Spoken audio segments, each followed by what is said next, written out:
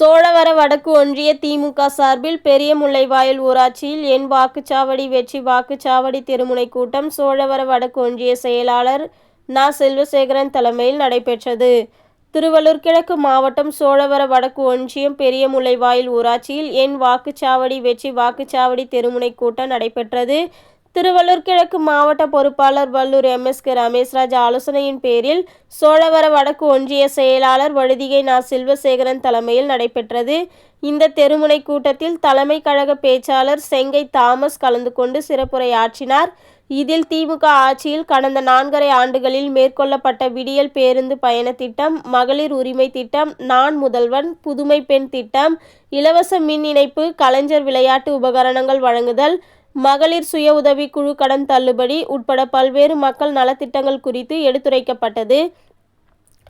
திருவள்ளூர் கிழக்கு மாவட்ட மகளிர் அணி துணை அமைப்பாளர் ரத்தினகுமாரி, மாவட்ட கலை இலக்கிய பகுத்தறிவு பேரவை துணை அமைப்பாளர் ஞாயிறு பூபாலன், சோழவர வடக்கு ஒன்றிய இலக்கிய அணி அமைப்பாளர் முல்லைவாயில் ரவிச்சந்திரன், கிளைக்கழக செயலாளர்கள் கோபி, பாலாஜி, டில்லி பாபு, ஒன்றிய விளையாட்டு மேம்பாட்டு அணி துணை அமைப்பாளர் சசிகலா, ஒன்றிய வர்த்தக அணி துணை அமைப்பாளர்கள் வே. பிரசாந்த், திருநிலை சதீஷ் மற்றும் மாவட்ட நிர்வாகிகள், ஒன்றிய கழக நிர்வாகிகள், கிளைக்கழக செயலாளர்கள், கிளை அமைப்பாளர்கள், துணை அமைப்பாளர்கள், கழக நிர்வாகிகள், மகளிர் அணி நிர்வாகிகள் உட்பட பலர் கலந்து கொண்டனர்.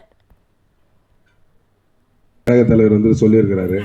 அதே போல் பார்த்தீங்கன்னு சொன்னால் இவ்வளையும் நம்ம செஞ்சாலும் அந்த மோடின்னு ஒருத்தர் இருப்பார். அவரும் நம்ம நாட்டுக்குள்ளே எப்படியாவது மோடி சொன்னவரை கை தட்ட போகிறாங்க. ஆமாம், இந்த மோடி மேலே அவ்வளோ கோவம். ஏன்னா மோடின்னா அந்த 100 நாள் வேலையை எப்படியாவது கட் பண்ணி இந்த ஜனங்க எப்போ பார்த்தாலும் இந்த திமுக ஓட்டு போகுது. இதை எப்படியாவது தடுத்து இந்த மோடி எப்படியாவது இந்த இடத்துல நம்ம நுழைஞ்சிடணும்னு பார்க்குறாரு. அது நடக்கிறதுக்கு வாய்ப்பு இல்லை. அண்ணா இருந்தார், பெரியார் இருந்தார், கலைஞர் இருந்தார். இவங்களுக்கு பின்னாடி இந்த நாட்டில் எப்படியாவது நுழைஞ்சுன்னு பார்த்தாங்க. இப்போ தளபதி இருக்கிறாரு. தளபதி போயிடுவார். தளபதி பின்னாடி எப்படியாவது முடிச்சிடலாம். அவருக்கு 68 வயசாகிடுச்சு, இனிமேல் அவரால் முடியாது, எப்படியாவது நுழைஞ்சிடலான்னு பார்த்தாங்க. அவருடைய மகன் இளந்தலைவர் அண்ணன் உதயநிதி ஸ்டாலின் அவர்கள் இந்த இயக்கத்தை நடத்துவதற்கு தயாராக இருக்கின்றார்கள். அப்படியேப்பட்ட கட்சி திமுக. 75 வருஷம் ஆயிடுச்சு. அது ஒன்றுமே பண்ண முடியாது. இங்கே இருக்கிற நம்ம அக்கா கூட பார்த்துங்க, எல்லாமே இங்கே வீரர்களாக தான் இருப்பாங்க. திமுககாரங்க யாருமே இந்த கோழையாக இருக்க மாட்டாங்க.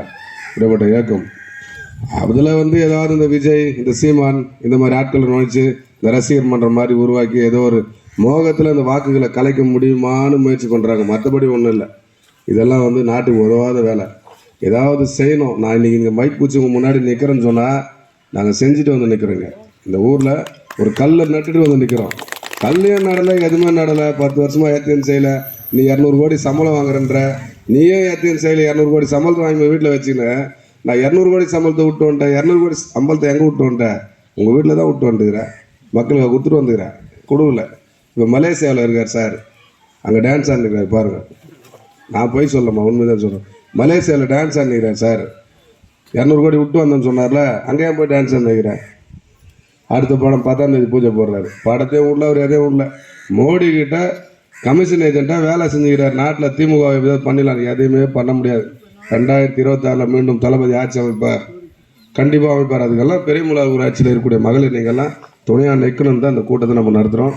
அண்ணன் அவர்கள் உங்கள் முன்னில் செங்கை தாமஸ் அவர்கள் உரையாற்றுவார்கள்.